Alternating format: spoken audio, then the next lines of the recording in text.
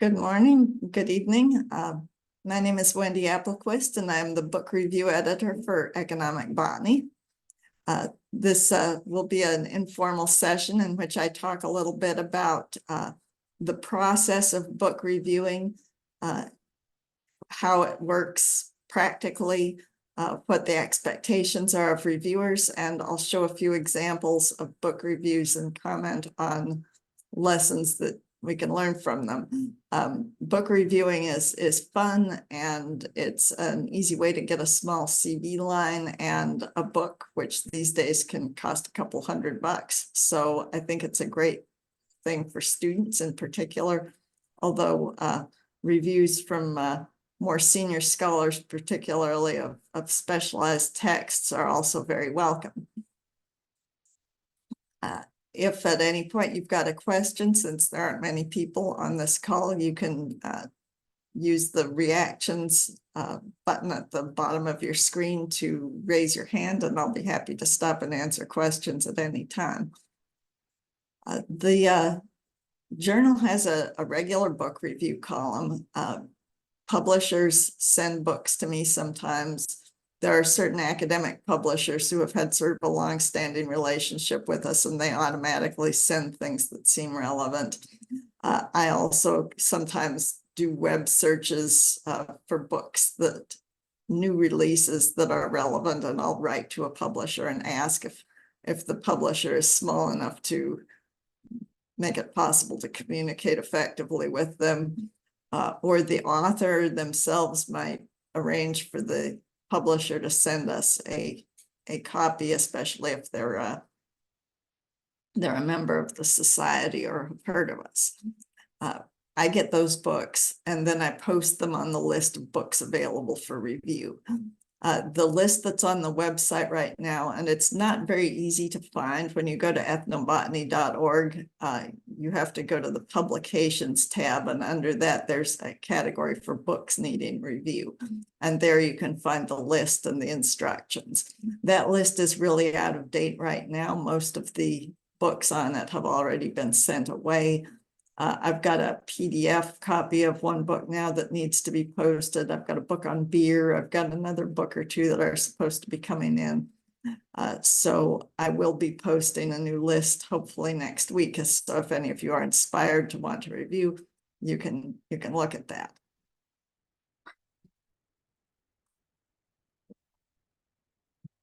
After you send me an email telling me you're interested in a particular book, I may ask you what your experience in the relevant area is.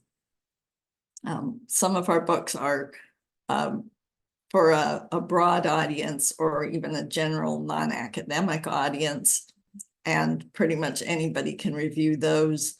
Others are about a specialized topic. So let's say, for example, it's an archaeobotanical study of an archaeological site. I want that to be reviewed by somebody who does archaeology and not somebody who only does modern field studies, let's say. So I may ask you about your experience with the topic of the book, and I ask you for a mailing address. Then I mail the book to you, and when you get it, you have 6 weeks typically to return the book review to me as a Word document by email. Generally, that's the end of the work for you. You keep the book. Some people actually, I found, did not know this. They thought, how do I send the book back? And I said, you don't send the book back. The book is yours. That's your reward for doing the review.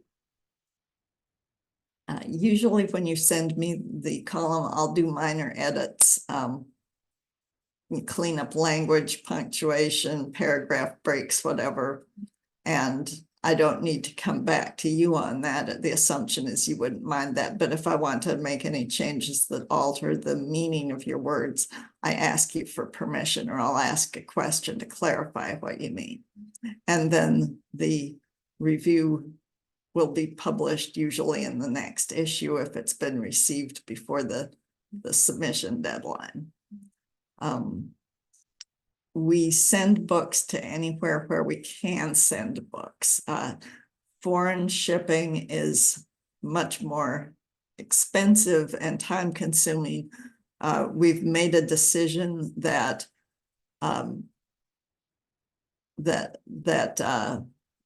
we don't want to exclude members from parts of the world where shipping is expensive from St. Louis to, we don't want to exclude those people from reviewing. So if we can get the book to them, we don't have problems with books going missing when sent to your country. We're willing to pay the postage. It will also take a lot longer for the book to get there. And I usually ask that you send me a note when you get the book to let me know that it was received, because there are some places where we've had real problems. There's a list of instructions on the web page. I thought that this was put up by Dan. It was posted by Dan Austin, who was the book review editor before me. Unfortunately, he passed away unexpectedly, and that's how I started running the column. When I printed the list of instructions out for this meeting, I noticed for the first time that said at the bottom that was adapted from notes by SED UK member Eric Boa. I don't know Eric, but I want to thank him for the useful comments. So there is a review policy at the top. If you don't return the review on schedule, I write and say either pay for the book so I can buy a new copy, ship the book back to me, or give me a review. If you don't do any of those things, then you go on my blacklist and you never get a book again ever. And plus I have you on my list of people who annoy me, and you don't want that. So don't ask for a book unless you're actually going to review it. The page says that our limit is 500 words. That I think is no longer the case. We've always been allowed to exceed it if appropriate. I once went over 1,000 words for a book that basically presented a concept that needed to be challenged. Most books can be adequately described in under 500 words, but our column is not as big as it used to be. We get fewer books per quarter than we used to, and fewer reviews. So if you have a reason to want to go over 500 words, you can. But we also get some books that are only peripherally related to the subject areas of our journal. And I don't request those books, but occasionally a publisher just sends them to me and I feel that we should review them. But I don't think we need to review them at great length. So 2 paragraphs is plenty. I want to welcome the people who just came in. I was just explaining that the web page provides a list of books available for review. It's not up to date. Most of those books were taken, but I hope a few new books will be presented soon. If you're interested in any of them, you can write to me and we'll talk about whether you're an appropriate reviewer. So Dan and Eric had some guidance here. Be critical yet constructive. If you do not like some aspect of the book, suggest how it might be improved. I guess before I get into the nitty-gritty of how to write the review, I should ask, does anybody have questions about the process of arranging to do book reviews? Okay, so critical yet constructive. Reviewing a book is a little bit different from reviewing a manuscript. If someone sends you a journal manuscript to review and you say, well, it should have this and this and this, you actually hope that they'll still add it to the manuscript. And I think it's very important whenever you're reviewing anything to remember that on the other end of that printed page, there's a human being who has feelings. So when you're reviewing a manuscript, you should start off with some praise so that you don't hurt their feelings or make them mad or make them feel crushed. Start off saying something nice. And then when you say, now I think you need to make this list of 30 changes, they're more willing to consider those and more able to consider those. In the case of a book, it's too late. If you say why you should have put in such and such a type of analysis,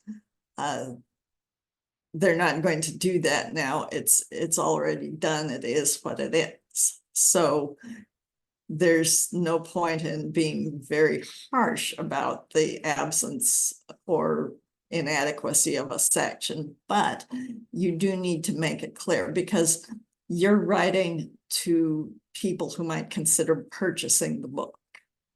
And academic books these days, like everything else, it's kind of dysfunctional, and you see a book that'll cost $190 plus shipping. That's a big investment for people to pay that much for a book. And if the book is not worth it because it's not a very good book, you need to honestly tell them that. Or if its content is just not what they think it might be, you need to tell them what the content is so they decide whether it's worth spending that amount of money. Our job is to help the reader know whether they want this book or not. And to do that, you have to be direct, but you also should be a little bit tactful. Indicate the potential readership of a book. Is it for a general audience? Is it highly specialized? Generally, you don't need to say this directly. I mean, if something is for a general audience, we get all these little reaction books, things about various, berries, cherries, orchids, whatever. They're this big little hardbacks. They all have 6 chapters. They all follow the same format. They're sort of a cultural history of the plant. And they're cute. They're not terribly scholarly, although they do have a fair amount of basic information in them, but they're obviously for a general audience. And you can say that. If something is, the pollen remains from such and such archaeological site, you don't have to say this is only for specialists. That's evident. But sometimes something will be, sometimes it'll be for sort of a broad audience within academia, and other times a book with the same title might actually turn out to have a very narrow focus and be of use to very few people. So you want to comment on that. Compare the merit of other books which overlap or duplicate contents of the review text.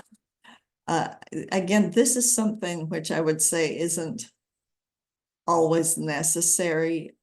Sometimes it is useful, but usually it is not done. The literature cited should be either non-existent or 2 or 3 books. If the person's written an older book on the same subject, you may cite it. Or if it's the second book on that plant that's come out recently, you may cite that. But a book review is not a review paper. So if there's a bunch of literature on the subject, we don't want you citing all that literature. There should be few or no citations. Is the book up to date? Note any long delays in publishing information, particularly in disciplines where the speed of progress is rapid. We try to review only books that have been published in the last couple of years, and publishers typically do not want to send review copies after more than a year or 2, because it's that first year or 2 in which they make most of their sales. However, if you get a book and it's brand new, newly published, and you see that all of the references seem to date to before 2020, you can suspect that there hasn't been much updated. Is the design of the book appealing? You can comment, for example, is the font easy to read or difficult to read? Is it well edited? Are the photographs of high quality or poor quality, or the illustrations? That sort of thing is relevant. If there's a lot of pretty photographs, people like to know that, and it can make the cover price seem more reasonable. Is the index useful? Consider also how lists of information are arranged and whether these will help the reader search for a particular item or topic. Generally, you don't need to remark too much upon the index if a work has particularly good indexing or particularly bad indexing or lacks an index when you think it should have one. That is something to comment on. Describe the contents of the book, but consider carefully whether a chapter by chapter listing in your review is essential. Usually it isn't. Highlight important mistakes of fact or typographical errors, but use only key examples to illustrate these. So again, we don't want a lengthy list of every typo in the book or every tiny little error. Just if there's a lot of problems, a sentence saying that there's a lot of problems, and then maybe an example or two. Yeah, don't give examples of typos, give examples of errors of fact. That's something to comment on. And 9, comment on value for money. This is one of few opportunities to express our views to publishers, to praise good value and lament high prices. I recall writing reviews of at least one book recently that was surprisingly cheap by modern standards, and I praised it specifically for being affordable as well as good. If the book is $200, that will be in the bibliographic heading and people can see it. If it's a great book, you don't have to say anything about the price. But if it's a not so great book, you might conclude by saying many readers may consider this not worth $199.50 or whatever it is. Finally, for those who do not regularly review books, it is not necessary to read the whole book. The review should give a flavor of the book and include your critical comments, both positive and adverse, but does not need to dissect the text from start to finish. And that I would agree with also. You don't have to read every word. You should at least skim through, right? You should at least glance at every chapter. Let's say it's a book, like one of these medicinal and aromatic plants industrial profiles books. I reviewed a number of them. They were sending them regularly for a while. And I understand the botany really well, the chemistry not so much. So I would look at the botany sections carefully, and then I would sort of flip through the chemistry and agronomy sections to see if they looked reasonable, right? I can't give an expert judgment on them, but if they look really terrible, then that's something I should be able to say something about. Whether a work is single authored or multi-authored, if it's got a very broad scope, you often find that different sections of it are written to different quality standards. And so you want to have at least glanced at every section, but you don't need to read them all in detail if you don't want. Any questions up till now? And for latecomers, you can ask a question by either raising your hand and speaking up or by typing into the chat.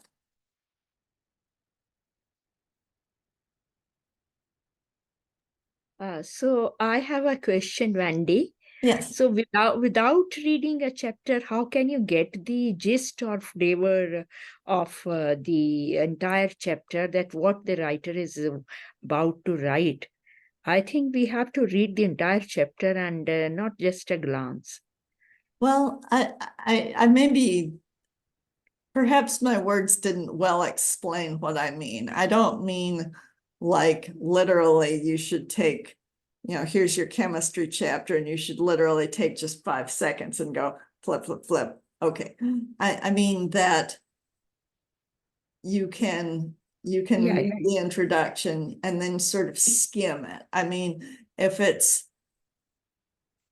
there's a bunch of chemistry methodology in it and you aren't a chemist, you aren't going to be able to judge that. So you can just say, you can look through it and see that the illustrations look good, that it doesn't look like they've stolen all the text from abstracts, that it looks like seems to be well written, but you can't really judge it. So all you can say in the review is that there are chapters discussing the chemistry of this plant. Okay, good. Thank you. Anyone else? Okay, Naji Suleiman? Yes, hello, this is Naji. I'm assistant professor in the University of Gastronomic Sciences in Italy. Very nice topic, and thank you very much for the presentation, Wendy. I just have a question, because there's probably a little confusion for me. Usually, when we review a book, the review is after the book is published, right? Which is different from manuscript, because manuscript there is Yeah. like a revision, then they revise the manuscript, then it's at the end published, right? Right. So we have to consider that our review is will not be taken into consideration from the author, because it's already released, the book. So we have to be somehow soft and somehow nice as much as possible, and at the same time give like some kind of overview of the book for someone who wants to buy it or to read it. This is true how I understood the things, or? That's exactly correct. Yes. It's the potential readers of the review include the author, but the author is not going to make any changes in response. If you say this book has no index, it should have had an index. They can't add in an index. Mm-hmm. So who you're talking to there is the potential purchasers of the book, to alert them that they're going to be paying for a book without an index. And yes, I think it's always nice to be as gentle as possible, unless you see something really egregious, like an author obviously plagiarizing severely, let's say, or doing something that's really ridiculous. You need to say if it's not a good book, but you need to try to do it with a little tact and leave it to the second half of the review, not the first half, so that you're not being, you don't want to crush the writer, right? You want to make them feel like I can do better on my next book, not they think I'm worthless. Also, I guess there's a political issue. If you happen to be a senior person in the field and you write a bad review of a book by a less senior person, you're probably not going to face any personal consequences. But if you are a grad student and you review a book by a senior professor and you say, this is terrible, that professor might have some way of getting back at you, of trying to undermine you in some way if they are offended. And I wish that were never the case, but that sort of thing does happen. So the more of a power imbalance there is in such a case, the more necessary it is to be tactful and polite in your criticisms. Although, of course, it would be better for everyone to be tactful and polite, just as a matter of courtesy. Perfect. Thank you very much. Anyone else? Okay, I'm going to share screen now and pop up a few book reviews. Okay, so I've got a few columns here, and can you all see them? Can someone let me know whether you see a book review column? Sure, we Yes, can we see. do. Okay, thank you. So this column is an example of a few different types of books. So Gail Fritz's Feeding Cahokia here is a winner of the Ann S. Chatham Book Award. And it's an excellent book. So the author of this book, because this is kind of specialized, this is an archaeological work. The reviewer, and who is the reviewer is Allison Miller, who is knowledgeable about this subject, about alternative crops. So she was a suitably expert reviewer, and she didn't assume that the audience would know what Cahokia was. So she doesn't start off by saying this book talks about Cahokian agriculture. She starts by explaining what the Cahokia settlement was. That was a really good choice, especially even many Americans sadly won't know that, but certainly many foreign readers won't know it. And you should also always remember about half of our membership are in the United States and about half are widely distributed in other countries. And that's SEB membership, but the Economic Botany membership or readership is broader than the membership and is similarly international. So if you're dealing with a work that really focuses on one country, whatever that country might be, or something in the culture of one country, it's a good idea to start by explaining what that is if people might not know. So she gives the background here. People used to assume that corn, beans, and squash were the primary agriculture, but this book explains why it was actually much more complicated. So talking about how it's broken down, each chapter covers a different slice of time. Notice she's not listing all the chapters. There's no need to list the chapters. This is a single person's work. It's got a single theme, and basically you just need to tell the reader what the book is going to be about. So here she chose to list the crops that were part of this independent domestication center, thinking that people might be interested in those particular crops. Here's more information on the sorts of methodologies that are described in the book. And let me mention the format of the review. So if you can see my cursor, there's this little bibliographic heading here at the top.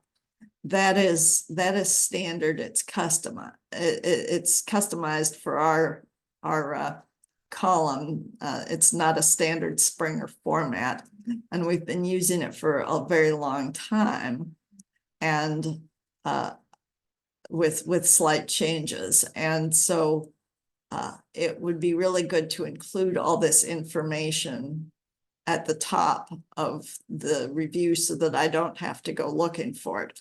I should mention a fourth way in which I get reviews sometimes is people will write to me, my regular reviewers. I don't have total strangers doing this, but a regular reviewer will write and say, I just got such and such a book. Could I write a review of it? And if I haven't received a review copy of that book from the publisher, I will say, yes, great. That's a great way for me to get that review.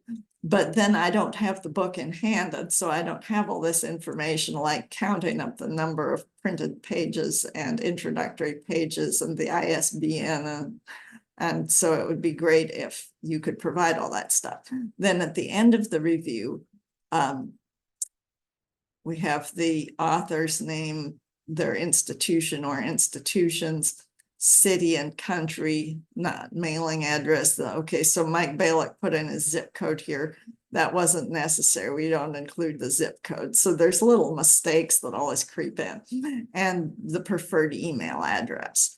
And again, if you've written to me by email and you've given me your home address to get the book, I may not even remember what institution you work at. Maybe you didn't even tell me. And then I have to get on Google and try to find you to fill in this stuff. So it's really good if you can add that to the end of your review. You don't have to worry about the formatting. I do the formatting, just make sure that I have your affiliation in your email.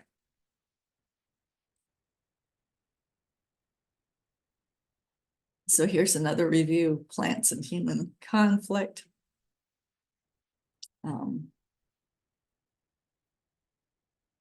So this reviewer, Mike Balick, starts off talking about the subject area, and then he starts some of the interesting things, the positives, and then down at the end, there's a little negative. There are times when these digressions serve to lose this reader's attention. So that's a criticism.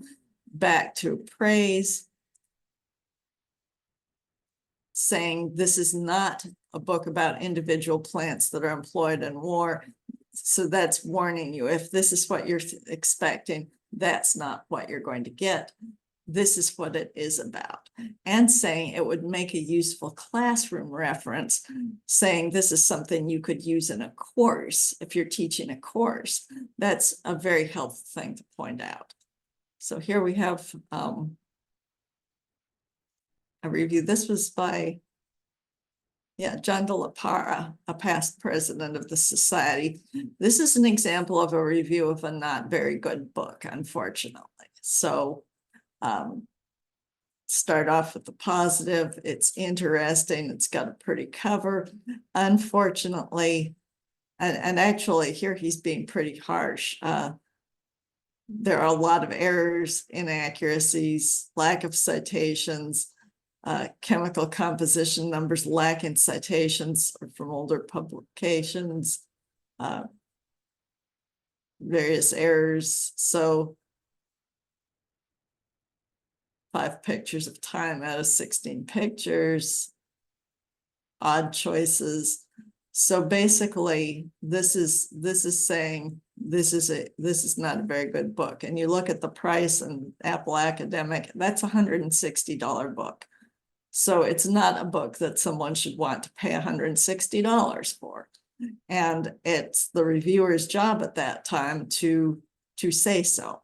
And it can be unpleasant to do that because you know those authors worked hard on that book. They didn't do the greatest job, but they worked hard, and to be harsh is difficult. But sometimes you have to. So here's a historical work, Cannabis in the Ancient Greek and Roman World. It talks about the discursive analysis. It's got a collection of passages with translation, bibliography in English. In this case, the reviewer chose to list the chapters, but that's because the chapters are relatively few in number, and they cover distinct topics, and listing the chapters allows you to list all of the distinct topics being included. If there were 20 chapters, this would have really been an unacceptable organization. Then towards the end, there's criticism. The author misses textual evidence. So there are shortcomings, inaccurate translations. So there's a negative. Alan Tuida is an expert in this subject area. So this is one of those things where I would have wanted an expert reviewer. And he cites here one reference. So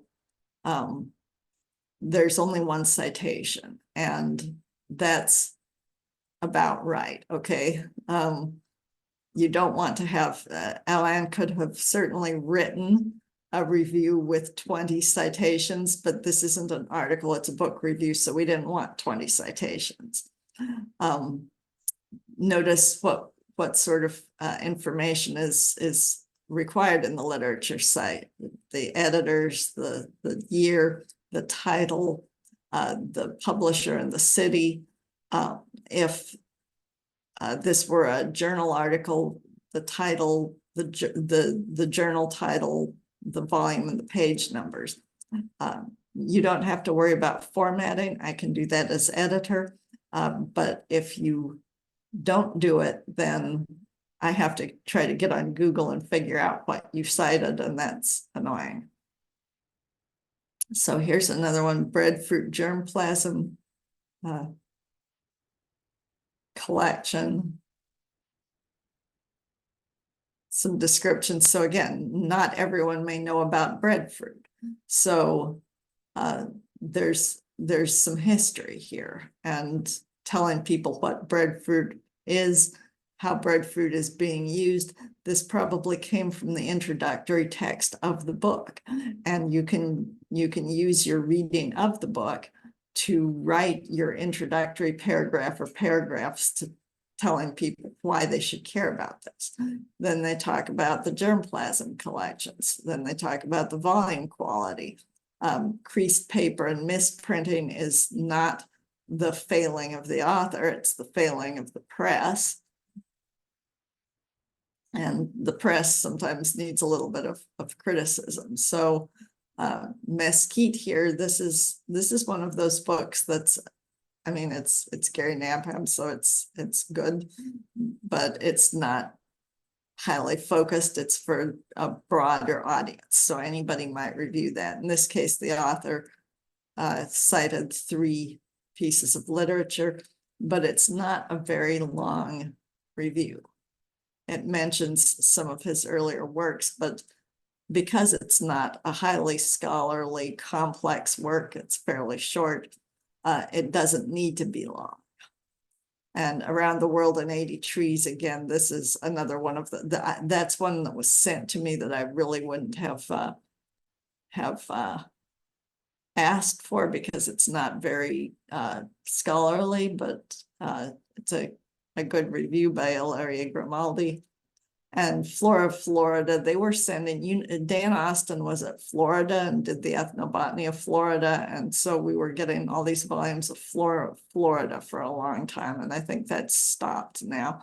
But because they had mentions of ethnobotanical identity, ethnobotanical uses on occasion, he let them do it and they just kept sending them. So we gave them very short reviews because most of our readership will not be terribly interested in that work. But when someone has sent us an expensive book, we want to let them have a review published.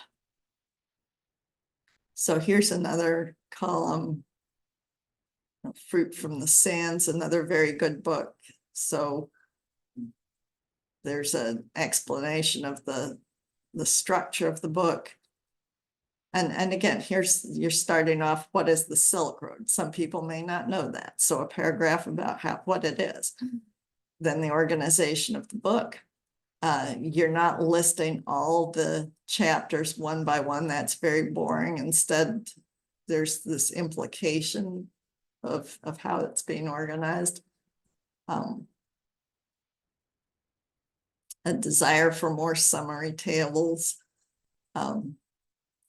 Another good review, Indigenous Food Sovereignty. This received the Austin Award for Best Edited Volume, and that was made while the review was still in press, but this was a work with multiple editors or multiple authors, and so note that even then you don't have to list all the chapters and all the authors. Jan Salek, in reviewing this, chose to highlight certain chapters that emphasized certain topics, but she didn't say chapter 1 is by so-and-so, chapter 2 is by so-and-so, chapter 3 is by so-and-so. That would be very boring. Instead, she gave the scope of this is the sort of thing you'll find in this book.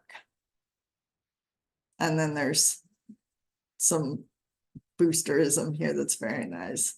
That sort of acknowledgement is unusual, but it was okay. Let's see.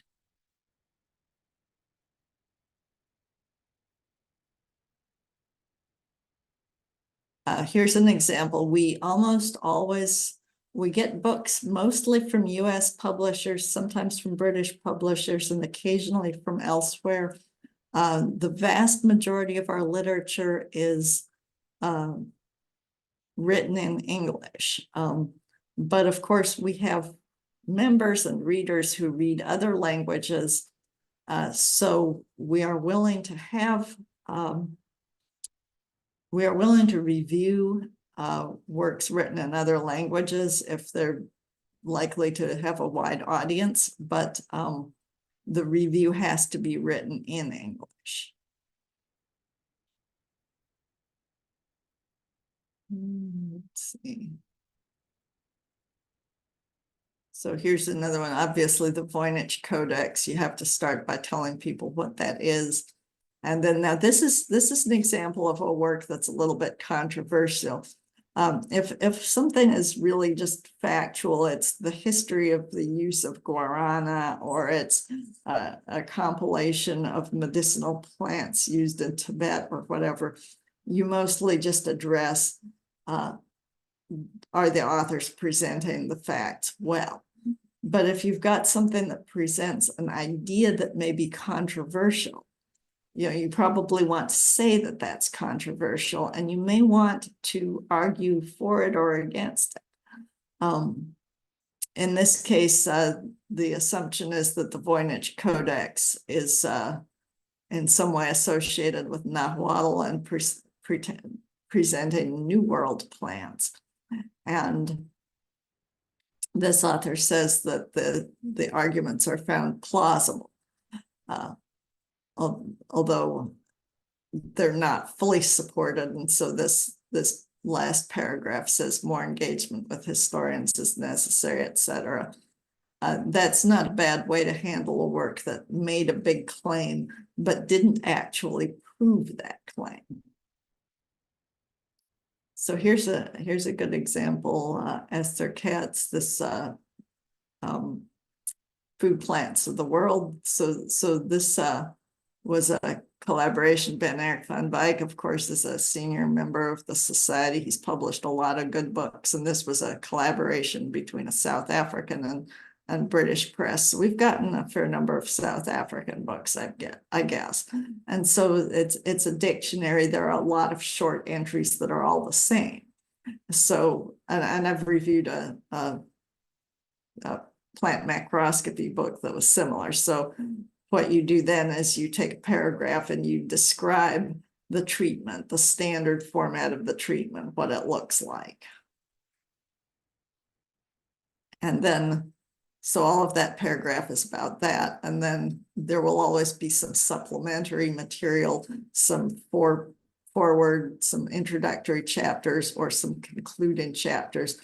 And here's the description of the concluding material. And then a paragraph of sort of general praise. This here at the end talks about the audience explicitly. The book is designed for botanists, but the author wants to reach a wider audience, and it's been designed in such a way as to make that easier with the index of common names and the photos, that it could be included in culinary schools and be used by ethnobotanists and social scientists working on food. So, all of that is a very good review. Then early farming in Dalmatia, Neolithic villages, that's another thing that's highly specialized. Now, this is one of those things. So I reviewed that one, and I know nothing about this. So I did my best, but this is one of those things where I like to recruit a specialist, but I couldn't. And I got to the point where, well, I would allow almost anybody to have it if they could say they knew anything about it, but nobody wanted this book. So at some point, the reviewer of last resort is me, and I do the best I can, but it would be great if I could find somebody else to do this. Okay, so wild, edible, underutilized plants. Another review by John de la Parra, saying that it's another Apple academic book that's not very good, and so he's smacking it pretty hard. And here's another one of these things that could be worth speaking of pretty harshly, in 5 short pages titled Lifestyle of the Tribals, because this is really about a small area of India. Curious and superstitious beliefs, backward and very poor. Well, of course, if people are poor, you may need to say so, but backward and superstitious are things that we don't really like to see people saying these days, and calling authors out on that sort of biased language is a good thing to do.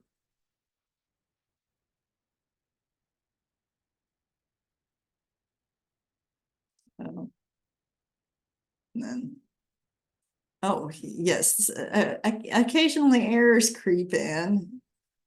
There's this tiny little review of Morgan by Plants Go to War. No, I'm sorry, yeah. I think that was one of the ones we reviewed twice. That happens on occasion. Darwin's thing that's accessible to the layperson. Then transforming rural water governance. This is another example of these things people send us that are not really relevant. So it's a really short review because we just want to be able to say, yes, you gave it to us, so we reviewed it. So Morgan wrote a really short review. Okay, so does anyone want to ask me any questions about these book reviews before I shut them down?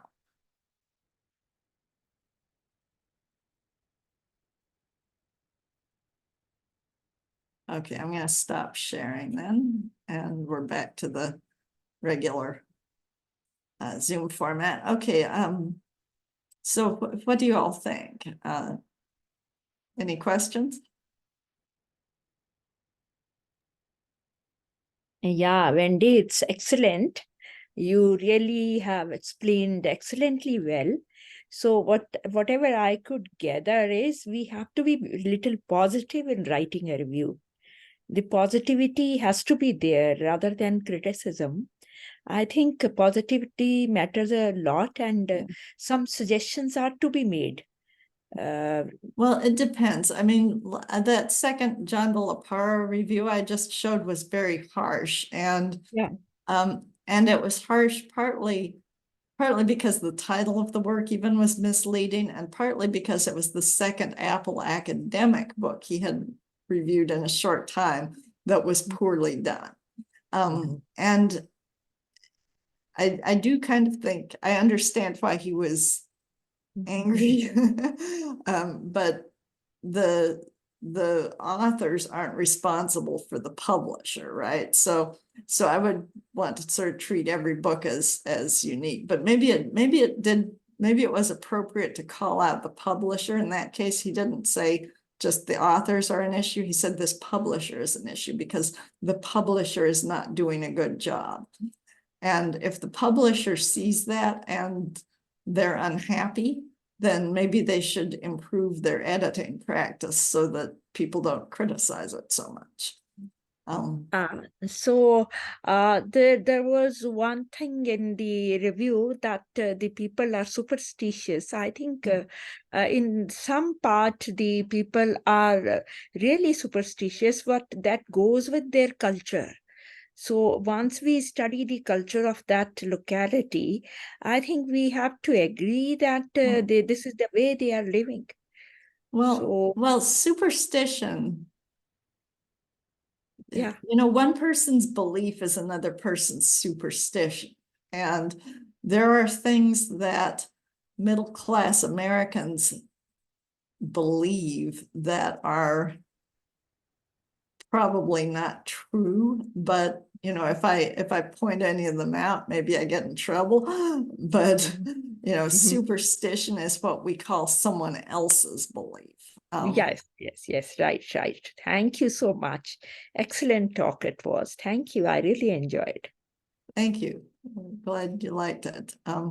Does anyone else have any comments or questions? Okay, then I'm going to stop recording now.